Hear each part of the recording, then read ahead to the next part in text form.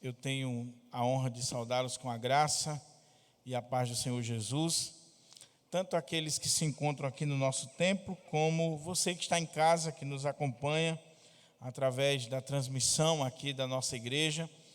Que Deus possa estar abençoando a sua vida, a sua família.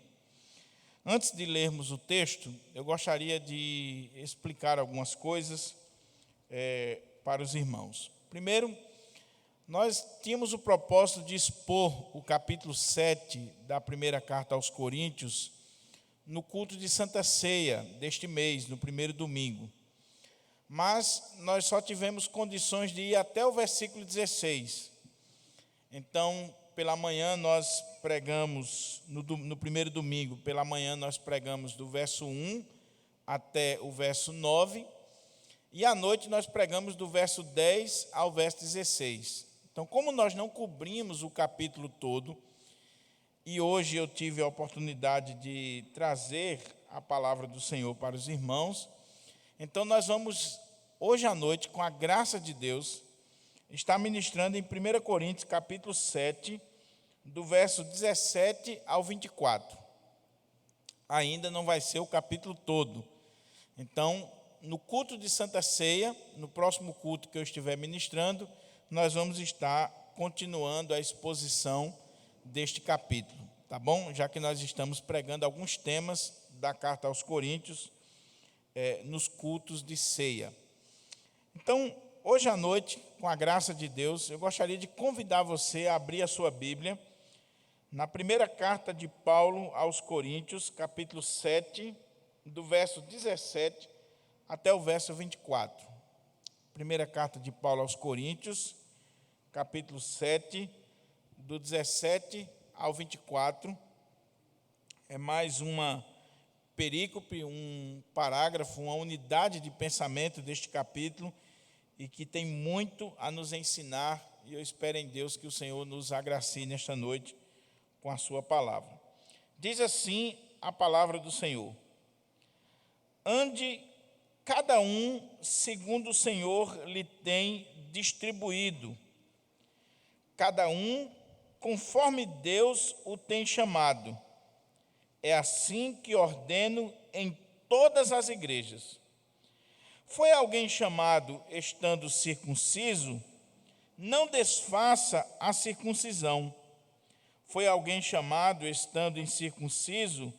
Não se faça circuncidar. A circuncisão em si não é nada. A incircuncisão também nada é. Mas o que vale é guardar as ordenanças de Deus. Cada um permaneça na vocação em que foi chamado. Foste chamado sendo escravo? Não te preocupes com isso, mas se ainda pode tornar-te livre, aproveita a oportunidade, porque o que foi chamado no Senhor sendo escravo é liberto do Senhor. Semelhantemente, o que foi chamado sendo livre é escravo de Cristo. Por preço fostes comprados. Não vos torneis escravos de homens. Irmãos, cada um permaneça diante de Deus naquilo em que foi chamado. Vamos orar mais uma vez, pedir ao Senhor que nos ajude, que nos oriente, que nos edifique à luz da sua palavra. Ó Pai, muito obrigado, Senhor, pela tua palavra que acaba de ser lida e agora encontra-se aberta diante de nós para a nossa reflexão, para a instrução da tua igreja, para a edificação do teu povo. E eu quero te suplicar, meu Pai, que o teu Espírito Santo, que inspirou esta palavra, possa agora estar trazendo luz e discernimento aos nossos corações para contemplarmos as maravilhas da tua lei. Também eu rogo que esse mesmo Espírito me conceda intrepidez, ousadia no falar, autoridade do Senhor para ministrar a tua palavra com fidelidade, no poder e na autoridade do Espírito Santo. Fala conosco, meu Pai, em nome de Jesus, hoje e sempre. Amém. Amém. Meus irmãos, você que está aqui, você que está em casa, por favor, mantenha aí a sua Bíblia aberta para a gente considerar o texto sagrado.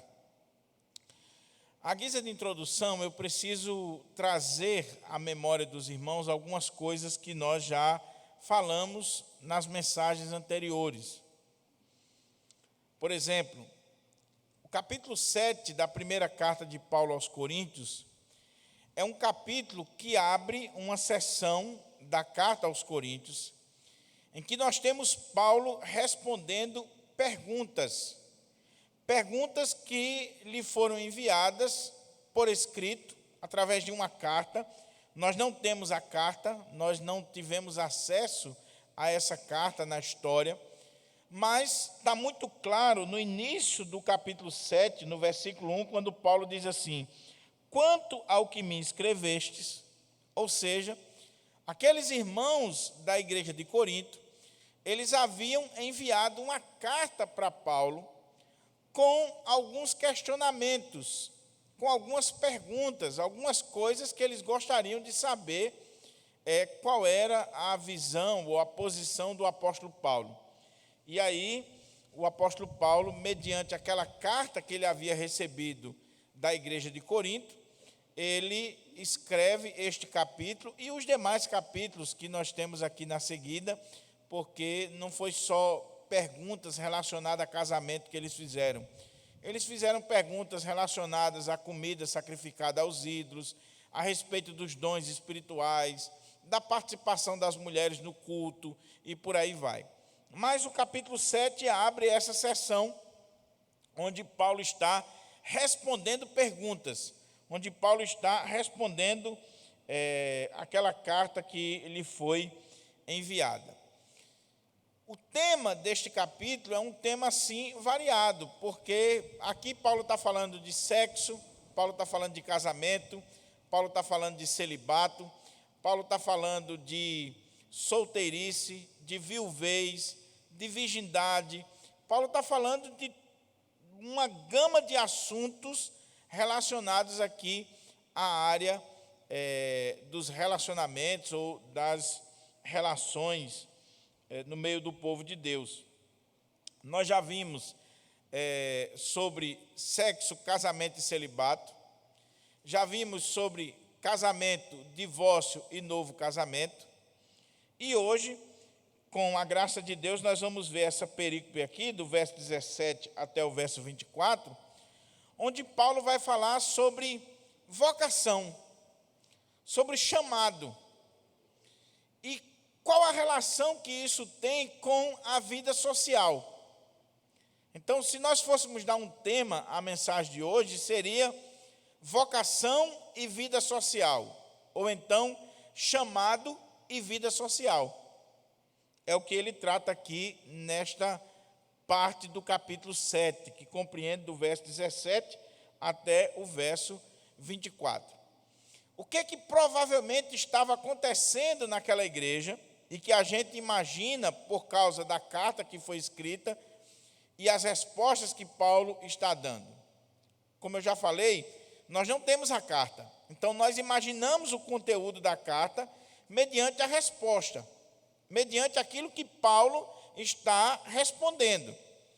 Então, é como uma pessoa que está falando ao telefone e você deduz, você imagina o que o outro está dizendo do outro lado da linha pelas respostas ou pelas palavras que aquela pessoa está falando na sua frente. Então, quando a gente lê o capítulo 7, e principalmente esta parte aqui, do verso 17 até o verso 24, a gente imagina qual seria, provavelmente, a pergunta dos coríntios.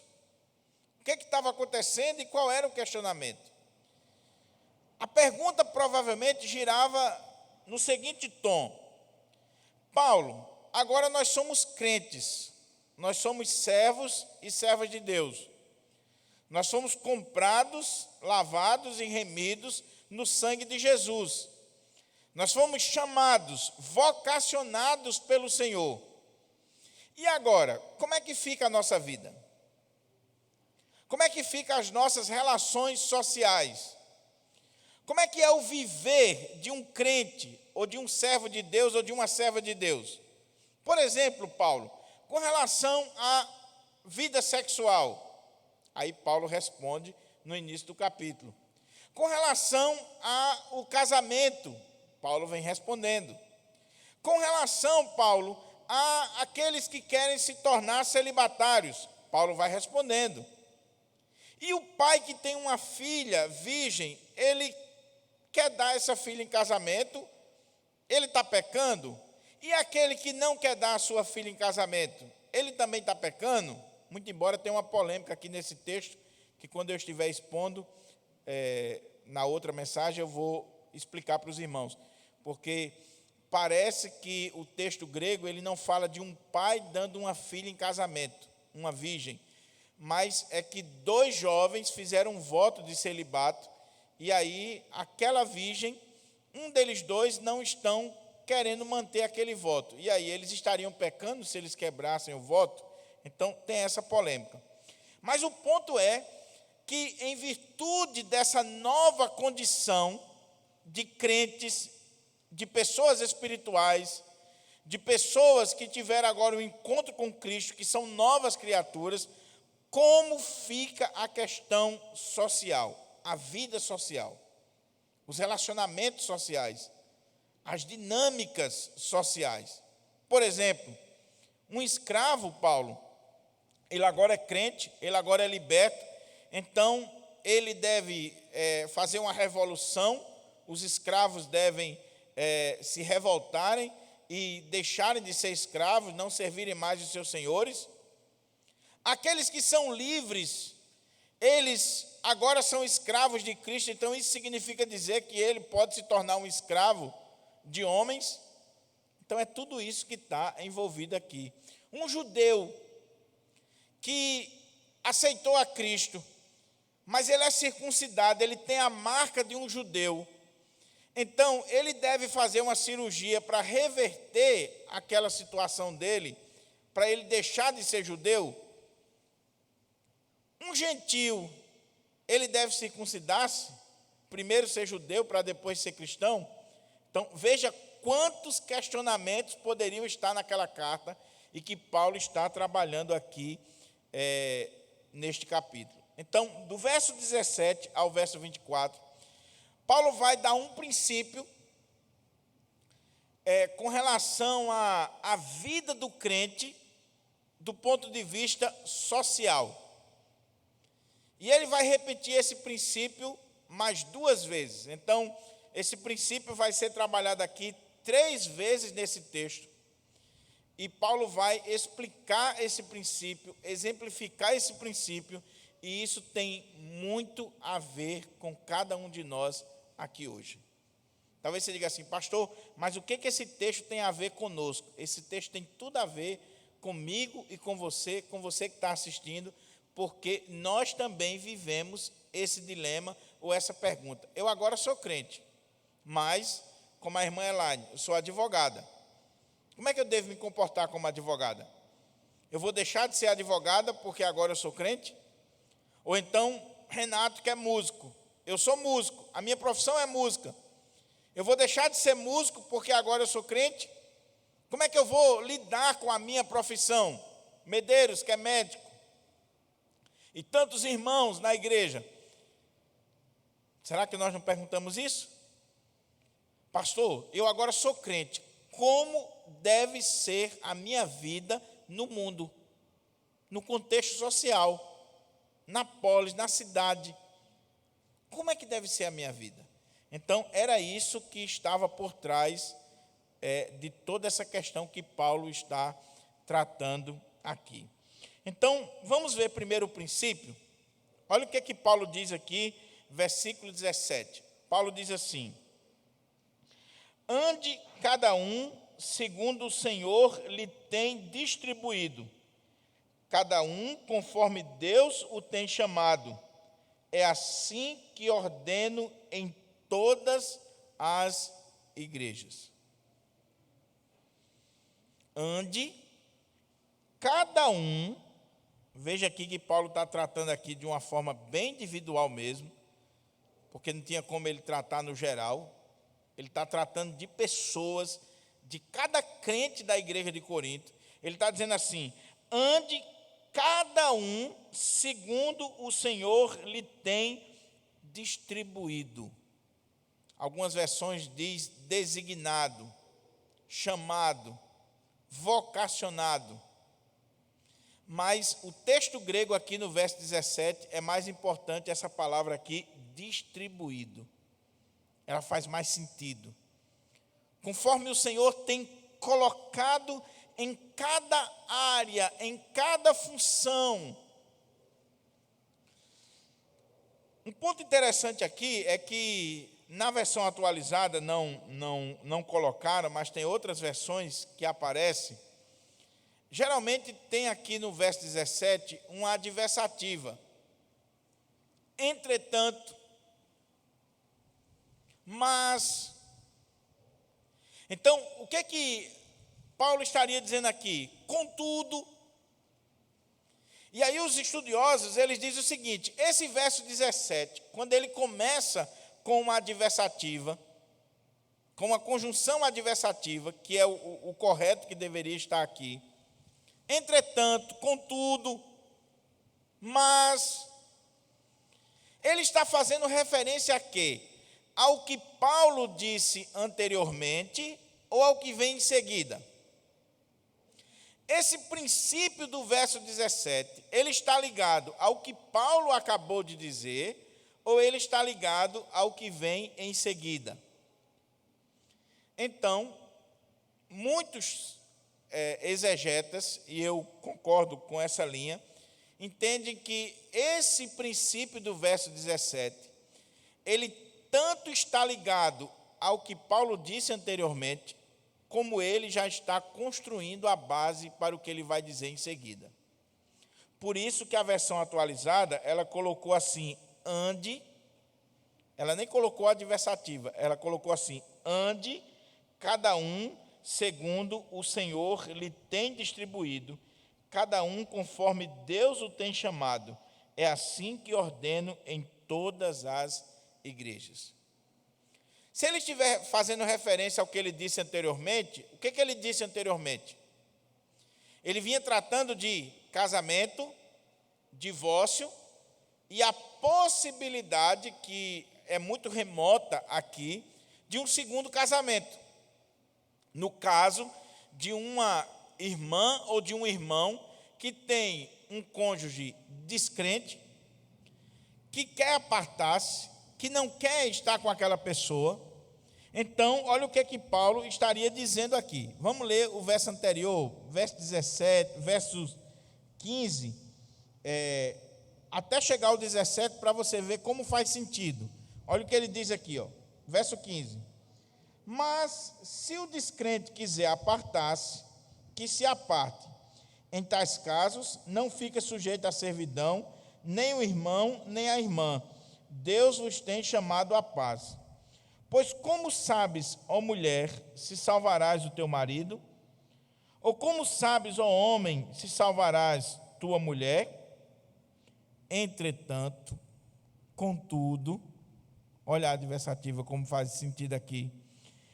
Ande cada um segundo o Senhor lhe tem distribuído, cada um conforme Deus o tem chamado.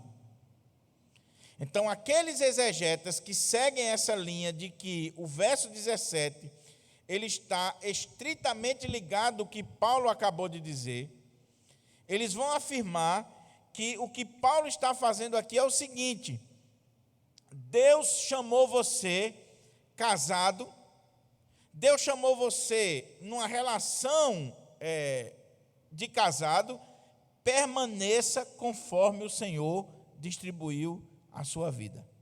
Não se separe. Está dando para os irmãos entender a ligação que há entre o verso 17 e o anterior? A ideia aqui é que Paulo não está abrindo nenhuma brecha para divórcio, nenhuma brecha. Paulo estaria dizendo: permaneçam naquilo que o Senhor chamou vocês. Porque a pergunta era: Paulo, eu sou crente, meu marido não é crente ou minha mulher não é crente, eu posso me separar? Paulo estaria botando a pá de cal no verso 17, dizendo assim: não. Cada um permaneça conforme o Senhor chamou você. Quando o Senhor chamou você, quando o Senhor lhe salvou, quando o Senhor resolveu transformar a sua vida, como é que você estava? Casado com uma pessoa descrente. Ok, então fique do jeito que está, não mexa nisso. Só que também o texto ele faz sentido no que Paulo vem dizendo em seguida. Vai dizer em seguida. Por quê? Porque isso aqui é um princípio. É um princípio que tanto serve para o que ele acabou de dizer, como para o que ele vai dizer em seguida, e para tudo na nossa vida. Porque qual era o ponto aqui da carta, ou do questionamento da igreja de Corinto? Era que a conversão, o chamado, a escolha divina, o encontro com Jesus, a minha nova vida em Cristo, mudaria as minhas relações sociais. Então isso causaria uma revolução tremenda naquela igreja.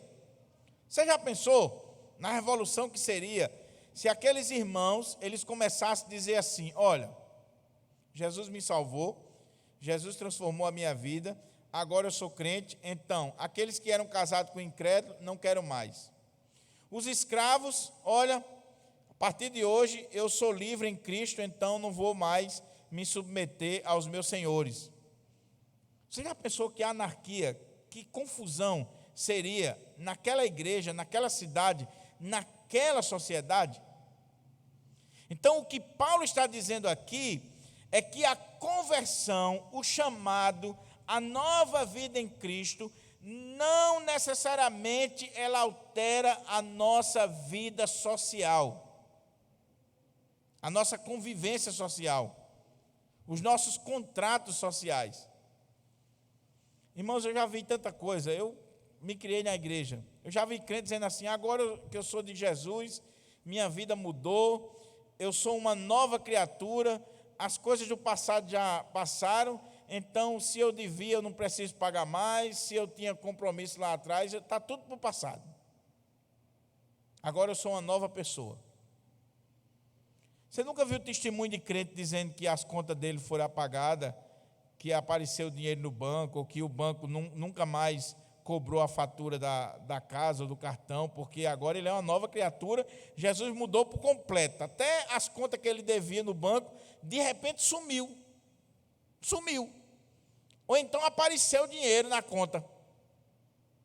A pessoa começa a criar coisas, e aí o princípio que Paulo está dizendo aqui é: não necessariamente a conversão, o chamado, o encontro com Cristo muda a condição social, ou as relações sociais, ou os contratos sociais dos cristãos.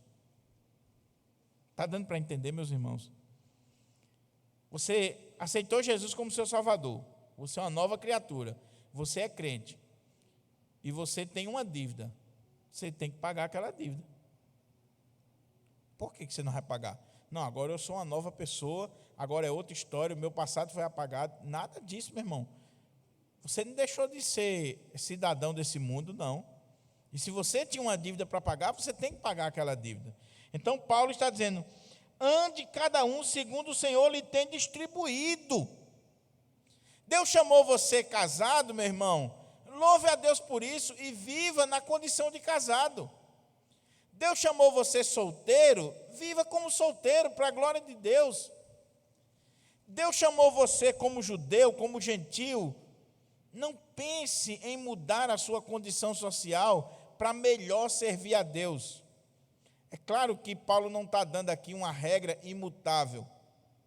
Os textos anteriores e o próprio capítulo vai mostrar que há momentos, por exemplo, Deus chamou você casado, mas você ficou viúvo. Você não pode casar uma segunda vez? Pode. Deus chamou você solteiro. Você não pode casar? Pode. Você não está pecando. Paulo vai dizer isso. Mas o que ele está dizendo é o seguinte: meu amado irmão, tenha essa seguinte visão. Tem essa visão. Deus chamou você nessa condição. Deus distribuiu a sua vida nessa condição. Se alegre, você pode servir a Deus como casado, como solteiro, como judeu, como gentil, como escravo, como livre. Você pode servir a Deus em qualquer condição social que você se encontrar. Você pode servir a Deus sendo advogado, você pode servir a Deus sendo médico, sendo engenheiro, sendo gari. Você pode servir a Deus. É esse o ponto que Paulo está dizendo. Não é que o gari não possa se tornar um médico, um engenheiro, um advogado. Mas ele está dizendo, você serve a Deus como gari. Você pode servir a Deus como um gari, dar glória a Deus como um gari, assim como você pode servir a Deus como médico. Por que isso aqui é importante, meus irmãos? Porque nós ainda vivemos uma teologia, eu diria, católico-romana, no nosso meio evangélico. Deixa eu explicar. Na teologia católica apostólica romana, uma coisa é o clero, outra coisa é o povo, o laicato. Você sabia que na teologia católica a igreja não é o povo, a igreja é o clero? Você sabia disso? O povo não é a igreja. O povo é salvo se estiver na igreja ou na hierarquia da igreja. Mas o povo não é a igreja. Então, por isso que eles dizem, fora da igreja não há salvação. Fora daquela estrutura eclesiástica não há salvação. Quem são os religiosos? Aqueles que pertencem às ordens religiosas. Quem são os santos? E essa teologia, ela tem se infiltrado nas nossas igrejas de forma sorrateira. Então, a pessoa se converte e ele diz assim, pastor, eu quero servir melhor a Deus. Que bênção, meu irmão. Só que você já sabe o que ele quer dizer. O que ele quer dizer? Pastor, eu quero servir melhor a Deus porque eu quero ser um missionário. Eu quero ir para o seminário, eu quero me preparar, eu quero me formar, eu quero ir para o campo, para plantar a igreja, para fazer a obra do Senhor. Bênção, meu irmão, louvado seja Deus. Agora, quem foi que disse que para você servir melhor a Deus, ou plantar a igreja, ou fazer a obra do Senhor, você tem que ser um missionário e ir para o seminário? Quem foi que disse? Deus pode ter chamado você como um médico, como um advogado, como um engenheiro, ou em qualquer outra profissão, e a partir daquela condição social que você se encontra, você servir a Deus, e você glorificar a Deus, e você fazer a obra de Deus da melhor forma possível. Tem cidade do interior que um médico, preste atenção no que eu estou dizendo, um médico crente, cheio do Espírito Santo, com conhecimento da palavra de Deus, ele vai fazer muita diferença naquela cidade, ou mais diferença do que um missionário indo para lá. Então, mas nós temos aquela ideia de que tem que ser somente os cargos eclesiásticos. Os cargos eclesiásticos.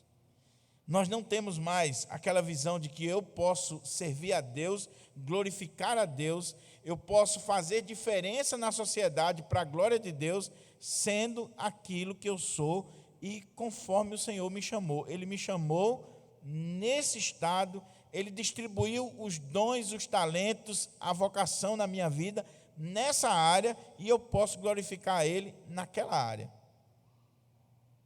Então, é esse o princípio que está por trás aqui do que Paulo está falando. Então, agora faz sentido a gente ler. Vamos ler de novo? Ande cada um segundo o Senhor lhe tem distribuído, casado, solteiro, viúvo, virgem, doutor, analfabeto, escravo, livre, conforme Deus distribuiu, cada um esteja em paz naquilo que o Senhor distribuiu. É assim que ordeno em todas as igrejas. Paulo está dizendo isso para a igreja de Corinto, porque a igreja de Corinto poderia achar, Paulo está falando isso só para a gente. Ou então, alguns estudiosos dizem que a igreja de Corinto era tão orgulhosa, e Paulo, para quebrar o orgulho dela, dizendo, não estou dizendo isso aqui só para vocês, não é porque vocês são especiais, não. Eu digo isso em todas as igrejas, é um princípio geral. Embora eu esteja falando no particular, o princípio é geral, é para toda a igreja, é para todo mundo. Aí ele vai exemplificar, ele deu o princípio. Qual é o exemplo? Ele vai dizer assim: foi alguém chamado estando circunciso? Não desfaça a circuncisão. Foi alguém chamado estando incircunciso? Não se faça circuncidar. A circuncisão em si não é nada. A incircuncisão também nada é, mas o que vale é guardar as ordenanças de Deus. Cada um permaneça na vocação em que foi chamado. Segunda vez que ele vai repetir o princípio. Verso 17, aqui no verso 20, ele vai chamar a nossa atenção para, mais uma vez, aquilo que ele está dizendo. Ele está dizendo o seguinte: qual era o problema aqui? O que poderia estar acontecendo? Um irmão judeu, convertido a Cristo, ele agora é crente, ele é membro da igreja de Corinto, ele é um homem de Deus, e ele tem a marca de um judeu genuíno, que era a circuncisão. Então, não se sabe se isso realmente estava acontecendo, ou se é uma situação hipotética que Paulo está criando aqui. Então, provavelmente, vamos dizer, um judeu circuncidado, ele ia para aqueles locais de banhos públicos que tinha na época do Império Romano, ou então aquelas saunas, aqueles locais públicos onde as pessoas iam se banhar, e aí alguém olhava para aquele irmão e dizia assim: você é um judeu. Você é judeu ou você é crente? Você é judeu ou você pertence àquela seita lá, fundada por aquele Paulo? E aí o irmão tinha que dar toda uma explicação que agora ele era convertido. Então, provavelmente, o que estava acontecendo na igreja? Um judeu circuncidado, ele procurava fazer uma cirurgia para disfarçar a circuncisão, que era para acabar com isso. Pode ser. Ou então, um gentio, ele, para ser um cristão genuíno e ter a marca do judaísmo, ele buscava a circuncisão. Aí Paulo está dizendo: meus irmãos, vocês agora são crentes, vocês agora são servos de Deus, vocês agora são nova criatura. Aprenda uma coisa: nem judeu, nem gentio, ou seja, nem circuncidado, nem aquele que não é circuncidado, é alguma coisa. Mas que na igreja do Senhor, na condição que vocês estão vivendo hoje, o importante não é a nação que você pertence, não é a marca que você carrega, não é a profissão que você tem, é você guardar os mandamentos de Deus, as ordenanças de Deus. Então não precisa um judeu mudar a marca da circuncisão, nem um gentio se circuncidar, porque isso não tem valor nenhum. Guarde os mandamentos e acabou. Esqueça desse negócio de judeu, gentio, de pertencer à nação A, à nação B. Esqueça com isso. Aí ele diz, mais uma vez: cada um permaneça na vocação em que foi chamado. Meus irmãos, isso é muito sério. E como eu disse, é mais atual do que a gente imagina. Porque o que tem de crente que se converteu e agora quer viver como judeu, você já prestou atenção? O que tem de igrejas judaicas, judaizantes, você chega nas igrejas, aí culto de Santa Ceia, é um candelabro, é uma série de coisas judaicas, apetrechos judaicos, querendo se tornar judeu, e aí diz: não, porque assim nós vamos servir melhor o Senhor. Oh, meu Deus do céu. Paulo está dizendo, isso não faz diferença nenhuma. Essas questões sociais, essas questões nacionais, nacionalismo, não faz diferença alguma. O que faz diferença é guardar os mandamentos de Deus. Você é crente, você é nova criatura. Para mim não interessa se você se veste como judeu ou como gentil. Para mim não interessa se você usa camisa colorida ou camisa preta. Para mim interessa se você guarda os mandamentos de Deus. Não é se você usa uma barba, se você usa bigode, se você tira a barba, nada disso. Mas nós temos um estereótipo de crente. Nós criamos um estereótipo de crente.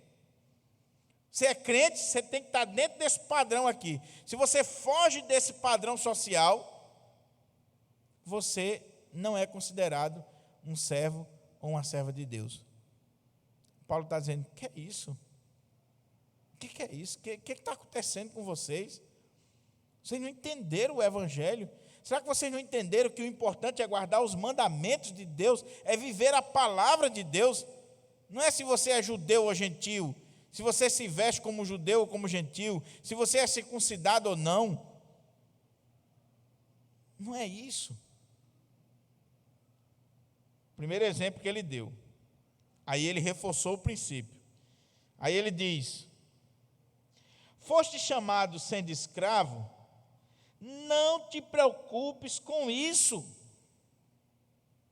Porque tinha gente dizendo assim, Paulo, eu sou crente e eu sou um escravo. Como é que eu posso ser crente e ser escravo? E aqui Paulo não está entrando aqui na questão da abolição ou de questões políticas. Não é isso que Paulo está discutindo aqui. Não é isso. Até porque a gente precisa ter muito cuidado quando a gente olha a questão da escravidão à luz da Bíblia e a gente compara com a escravidão africana e principalmente o que aconteceu no nosso país, a gente pode fazer uma leitura completamente distorcida do texto. Não é a mesma coisa. Não é a mesma coisa. Naquela época, os escravos não eram o mesmo tipo de escravo que nós tivemos aqui no Brasil. Naquela época você tinha escravos filósofos, letrados, escravos que exerciam até liderança. E Paulo está dizendo aqui, quem foi que disse a vocês que o fato de você ser um escravo não permite que você seja um crente, um servo de Deus, que você sirva a Deus de verdade, com integridade? Então Deus chamou você como escravo. Não te preocupe, você é crente do mesmo jeito, igual o outro. Agora, você é escravo, você é crente, você é cheio do Espírito Santo, você é cheio de Deus. Mas, se ainda podes tornar-te livre, aproveita a oportunidade. Os irmãos estão vendo aqui qual é a dinâmica de Paulo? O que Paulo está dizendo, e eu preciso repetir isso várias vezes, vou repetir até o final. O fato de você ser convertido a Cristo, ser uma nova criatura, de você ser crente em Jesus, não necessariamente altera as suas relações sociais. Não torna você um ser de outro planeta, um anjo. Não. Paulo está dizendo, você é escravo, mas você foi convertido a Cristo. Isso não faz de você inferior a qualquer pessoa. Mesmo você sendo escravo, você é crente em Jesus. Você tem o Espírito Santo, você é uma nova criatura, sim. Você vai para o céu, sim. Agora, se você tem a oportunidade de se tornar livre, porque os escravos nessa época, diferente do que aconteceu no Brasil, os escravos nessa época, eles iam juntando dinheiro, e eles, depois de alguns anos, juntando ali o seu dinheirinho, um dinheirinho sofrido, mas eles iam guardando aqueles dinheiro, e eles, quando eles tinham um determinado valor, uma determinada quantia, eles podiam chegar para os seus senhores e comprar a sua liberdade. Comprar a sua liberdade. E quando a gente lê a história da igreja, meus irmãos, a gente vê que, em muitos casos, a igreja do Senhor juntava dinheiro e comprava a liberdade dos escravos. A igreja de Cristo. Então Paulo está dizendo assim, olha, não é que você sendo escravo, você é um crente meia boca ou de segunda categoria. Você é crente em Jesus. Você é um servo de Deus. Agora, se você tiver a oportunidade de ficar livre, que você fique livre. Que você compre a sua liberdade. Mas não é porque você deixou de ser escravo que você vai ser um crente melhor ou pior. Você já é crente em Jesus. Você já é um servo de Deus. E aí ele diz, porque o que foi chamado no Senhor sendo escravo, é liberto do Senhor. Ou seja, veja o que Paulo está colocando aqui, que é interessante. Olha, você é escravo nesse mundo. Mas diante do Senhor, você é um liberto, você é livre. Essa é a sua condição. Socialmente falando, você pode ser um escravo nessa vida aqui. Mas se você é crente, a sua condição é de livre. Você é livre. Aprenda isso. Aí ele continua. O que foi chamado sendo livre é escravo de Cristo. Ou seja, nem o escravo é melhor do que o livre, nem o livre é melhor do que o escravo. Porque aquele que não era escravo, mas que é crente, ele precisa ter a consciência que ele é escravo de Cristo Jesus. Ele é servo de Cristo Jesus. Então, assim como aquele irmão tinha um senhor humano, ele tem um senhor divino, ele que é livre. Então, o que Paulo está dizendo é, vocês estão na mesma condição social, sem problema algum. Vocês são crentes do mesmo jeito, sem dificuldade alguma. Então, por que vocês estão levantando esses questionamentos? Aí ele diz, por preço fostes comprados. Ele está dizendo, olha, porque naquela época você podia comprar um escravo. Você podia ir numa feira de escravos e comprar um escravo. Ele está dizendo assim, vocês, por preço fostes comprados, não vos torneis escravos de homens. Agora Paulo vai dar uma cipuada naquela igreja. Qual é a cipuada dele? Olha, vocês foram comprados por um preço muito alto. E nós sabemos qual foi o preço. O sangue de Jesus. Então ele diz, então se vocês foram comprados por um bom preço, não se tornem escravos de homens. Não parece uma contradição com o que ele acabou de dizer? Parece, mas não é. O que Paulo estava falando anteriormente era de uma relação social de um senhor e do escravo.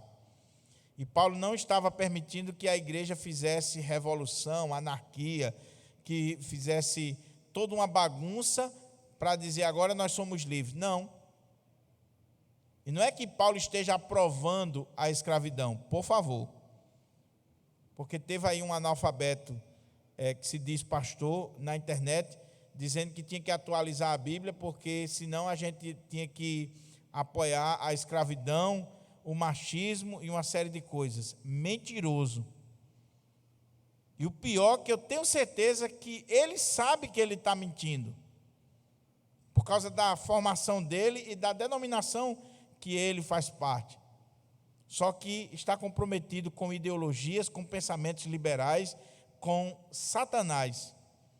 Porque qualquer pessoa que lê a carta aos Efésios, que lê a carta de Paulo a Filemon, que lê esse texto, vai entender que Paulo está sendo revolucionário no que diz respeito ao tratamento de senhores e escravos, de escravos para com senhores.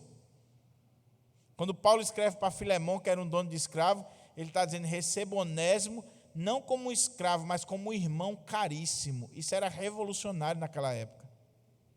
Revolucionário. E ele diz assim, você também tem um Senhor no céu.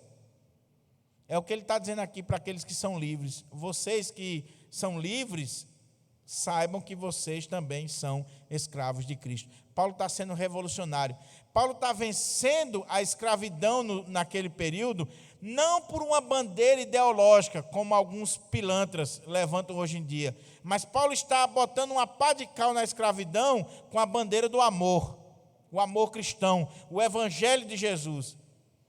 Ele está dizendo que a escravidão vai ser vencida com o amor nos relacionamentos entre senhor e escravo, entre escravo e senhor.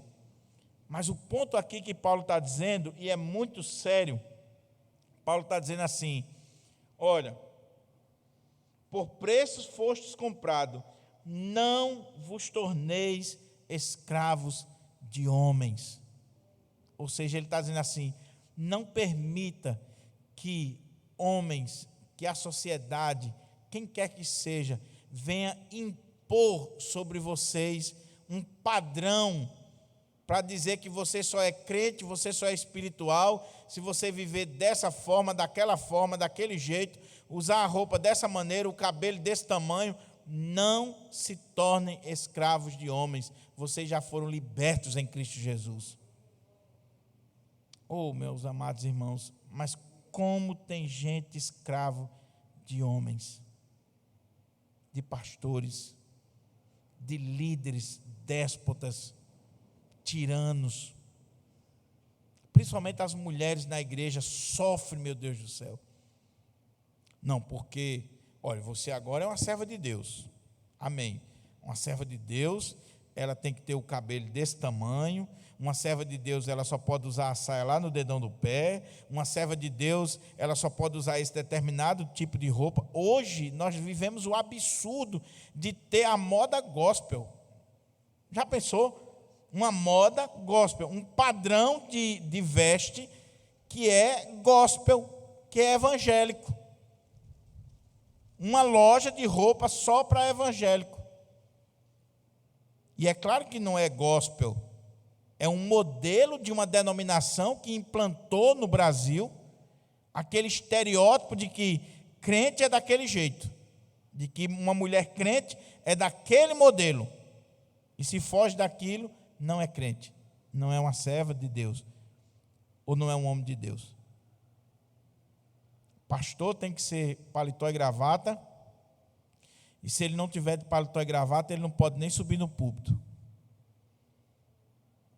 Eu já fui à igreja aqui em Natal, meus irmãos, numa visita, e mesmo sendo pastor, reverendo, né? Eu tive que ficar no estrado dos pés dos líderes, porque eu não era digno de subir do púlpito, porque eu não estava de paletó e gravata. E eu digo assim, meu Deus, quantos que estão aí em cima de paletó e gravata, que são adúlteros, pilantras, ladrões, tanto caba de pé aí em cima de paletó e gravata, às vezes até devendo aquele paletó, comprou e não pagou. E porque um irmão está sem paletó e gravata, ele não pode subir no púlpito. Mas o que é isso? Estereótipo do que é um homem de Deus, do que é uma mulher de Deus. Paulo está dizendo, não se torne escravo de ninguém. Você é livre em Cristo Jesus. Você é livre, Jesus te libertou. Você é livre. Não deixe que homens venham impor regras, mandamentos, preceitos, um estereótipo para a sua vida. Ah, você só é crente se estiver dentro desse padrão. Aí muda o pastor, muda o padrão. Ué, mas o padrão não é de Deus? Não, o padrão é do pastor. O pastor aqui não aceita isso. Ah, meu Deus do céu. Uma vez eu fui para uma ordenação de presbítero em uma determinada denominação, e um pastor leu um texto da Bíblia, e ele estava expondo 1 Timóteo 3, e quando chegou na parte que Paulo diz assim, não dado, né, a vinho, a muito vinho, aí ele disse assim, nem muito, nem pouco. E como pastor da igreja sou eu determino que aqui não pode, não interessa nem o que Paulo disse. Eu digo, esse está bom, viu? Esse é mais autoridade do que Paulo. Enquanto eu for o pastor da igreja, aqui nem muito, nem pouco. Sim, meu querido, mas não é o que você pensa, é o que a Bíblia diz. A minha consciência tem que estar cativa à palavra de Deus, não é o que o pastor diz. Mas em muitas igrejas, em muitas denominações, as pessoas são escravizadas a um líder déspota, tirano. às vezes analfabeto de Bíblia, de pai, mãe e parteira. Não conhece nada. É só legalismo, legalismo, legalismo, legalismo, legalismo, impondo regras às pessoas. Impondo regras às pessoas. A gente precisa ter muito cuidado com isso. Aí Paulo diz: por preço fostes comprados, não vos torneis escravos de homens. Irmãos, mais uma vez o princípio: cada um permaneça diante de Deus naquilo que foi chamado. Eu termino dizendo para você o seguinte: nada é mais perigoso do que a ideologia religiosa, do que essa imposição da religião sobre a vida do ser humano. Olhe, o povo religioso é muito fácil de ser manipulado. É muito fácil de ser manipulado. Porque você usa a linguagem do sagrado.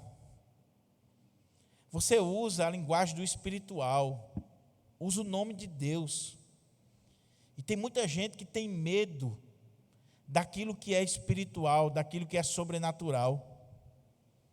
Então, o pastor é um ungido de Deus, é o homem cheio do Espírito Santo, e o que ele está dizendo é autoridade para a igreja. E não toque no ungido, você não pode questionar o ungido. Se você questionar o ungido, você vai para o inferno. Então, daí surgem os absurdos. E que nós já vimos na história de líderes tão influentes, tão manipuladores, que fez com que a congregação se suicidasse junto com ele. E nos dias atuais, líderes tão manipuladores, legalistas, que ele determina até mesmo o carro que a pessoa tem que comprar, os locais que a pessoa tem que frequentar, a roupa que tem que vestir, com quem a pessoa vai casar, o que ela deve fazer. Eu sei o que eu estou dizendo. Eu sei o que eu estou dizendo. Existem seitas na nossa cidade em que o profeta ou a profeta determina na vida dos crentes até mesmo a cor da casa que eles devem comprar, ou o carro, o modelo, o ano, a cor, porque você só pode tomar alguma decisão se você primeiro falar com o profeta ou a profeta, com a autoridade espiritual. E é claro que vai comer um dinheirinho, né? Porque não é todo dia que Deus revela assim, de graça, né? Então, a pessoa vai revelar para você com quem você vai casar, o carro que você vai vestir, a roupa que você vai comprar, tudo na sua vida, mas você vai ter que pagar por esse privilégio aí espiritual. E com isso, dominadores do rebanho, escravizando pessoas, destruindo pessoas. Irmãos, é triste, mas Medeiros está aqui, Medeiros é psiquiatra, e talvez Medeiros explique melhor. Mas, às vezes eu fico triste, meus irmãos, com toda sinceridade, quando eu vejo alguns crentes, pessoas simples, pessoas humildes, que abraçaram a fé, mas que são tão manipuladas, tão usadas pelo sistema religioso, que elas têm aspecto de louco. Aspecto de louco. Elas não são mais um ser humano normal. Elas não conseguem mais viver na sociedade de uma forma normal. Conviver, não consegue mais. Não consegue mais. E às vezes a gente diz assim: mas isso aí é o Espírito Santo de Deus. Isso aí... Cuidado. Quando eu era pastor na congregação de Guarapes, quando o posto de saúde funcionou na congregação, nós tínhamos uma médica que também trabalhava no João Machado de Medeiros. e outros hospitais psiquiátricos. E ela dizia assim: pastor, o que tem de crente doido, virado, não é brincadeira. Não é brincadeira. De jejuar demais, de orar demais, a pessoa endoidou. É preciso a gente ter cuidado. Eu não estou dizendo que, não, então, pastor, me converti, minha vida não muda em nada. Muda, meu querido. Muda de dentro para fora.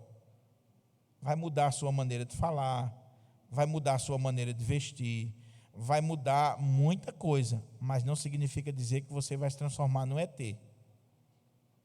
Não significa dizer que você vai ser tirado desse mundo, sair desse mundo. Você vai ser santo no mundo. No mundo. Lembra daquela história que o pastor Enoque contava aqui na igreja? Os irmãos foram para uma vigília, orar ao Senhor, de uma determinada denominação, carequinha assim como André, mais careca do que André, né? Porque é um estereótipo, rapa a cabeça, deixa bem rapadinha, camisa social até aqui, cobrindo os dedos, e aí, de madrugada, lá vem aqueles camaradas tudo de branco, e encontraram uma senhora, e disseram assim: olha, nós não somos desse mundo. A mulher, olha, correu. Realmente, tem alguns que não são desse mundo, e não é que são crentes, não é porque são esquisitos mesmo. São esquisitos. Eu espero em Deus que esse texto possa corrigir muita coisa na minha e na sua vida. Muita coisa. Não é a roupa que vai dizer que você é crente. Não é mudando de emprego que vai dizer que você é crente. Não é a condição de casado ou de solteiro que vai dizer que você é crente. É se você guarda os mandamentos do Senhor. Você pode camuflar tudo isso. Você pode criar um estereótipo de crente, de evangélico no nosso país. Você pode. E tem muitos. Eu conheço muitos. Eu conheço muitos que só andam socialmente impecável. Impecável. Que a Bíblia não pode ser uma Bíblia pequena, não. Tem que ser uma Bíblia grande. Bíblia de crente, grande. Mas que são pilantras que só a misericórdia de Deus. Que só a misericórdia de Deus. Paulo está dizendo: cuidado, porque não são as relações sociais, o estereótipo, a condição financeira, ou essas conjunturas, ou esses emblemas humanos que vai dizer que você é um crente, um servo, uma serva de Deus, ou que você está servindo a Deus melhor. Mas se você guarda os mandamentos. Para mim não interessa o tamanho do seu cabelo não, minha irmã. Se é curto, se é longo, seu marido é que deve olhar. Eu não vou estar olhando para o cabelo das irmãs, nem o tamanho da saia, nada disso. Para mim interessa você realmente cumpre os mandamentos do Senhor? Você é uma serva de Deus? Porque se você vive os mandamentos, quando você vai vestir uma roupa, você vai olhar no espelho e vai dizer assim: será que está agradando a Deus? Não é o pastor não, é a Deus. Quando você vai ajeitar seu cabelo, ajeitar a maquiagem, você vai perguntar: será que está agradando a Deus? Mas você não está sendo escravo de homens, você está sendo um servo e uma serva de Deus. Então, antes importa temer a Deus do que aos homens. Vamos orar?